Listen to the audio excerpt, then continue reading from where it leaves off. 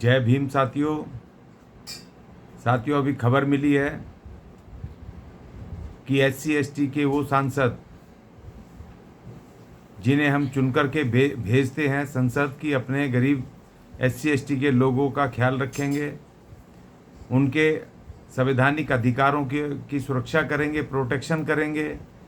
उनके दुख तकलीफ़ों की आवाज़, अधिकारों की आवाज़ संसद में उठाएंगे। लेकिन वो सांसद जो खुद अरबों खरबों पति हैं, क्रीमी लेयर में भी क्रीमी लेयर के बाप हैं, वो सारे के सारे मिल कर के माननीय प्रधानमंत्री जी श्री नरेंद्र मोदी साहब के पास जा कर के उन्होंने गुहार लगाई है कि ये सुप्रीम कोर्ट के आदेश को लागू ना किया जाए।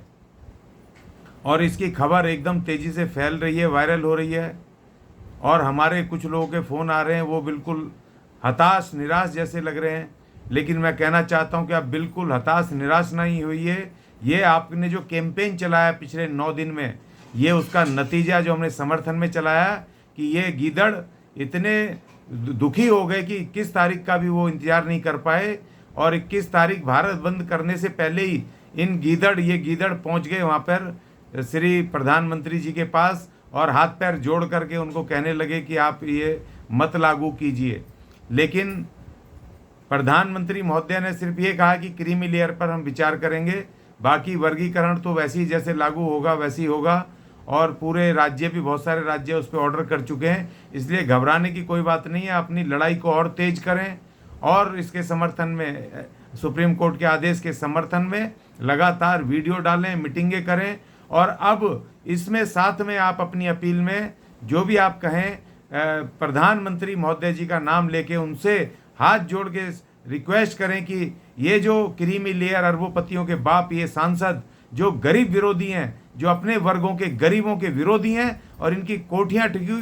ठुकी हुई हैं, ये इनके 50-50 गाड़ियाँ हैं, इनके पास दुनिया भर का काला धन है, उस पर रेड करवाई जाए, IB CID सब उनके ऊपर लगा दी जाए, और इनकी बात ना सुनी जाए, क्योंकि ये गए हैं गरीबों के विरुद्ध। अब जो SC/ST वर्गों का अति वंचित तबका है, अब हम इन का भी जीना हराम करेंगे, और इन सांसदों के विरुद्ध हम आज से संघर्ष का बिगुल फूंकते हैं, और अब इनके विरुद्ध भी हम पूरा कैंपेन चलाएंगे, क्योंकि इन सांसदों ने आज उन गरीबों के जीवन से खेला है, उनके अधिकारों से खेला है, कि जो उनको 60 साल के लंबे अंतराल के बाद, लंबे संघर्ष के बाद उनको प्राप्त हुआ था माननीय सुप्रीम कोर्ट से। अब इन सांसदों का हम बहिष्कार करते हैं, और इन सांसदों के विरुद्ध संघर्ष का ऐलान करते हैं। और साथ ही बिल्कुल भी ना घबराएं, और अपने इस लड़ाई को जारी रखेंगे। मेरी उम्मीद है, और पूरी तरीके से लड़ते रहें, और कोई कुछ नहीं हुआ है, कुछ खराबी नहीं हुई है,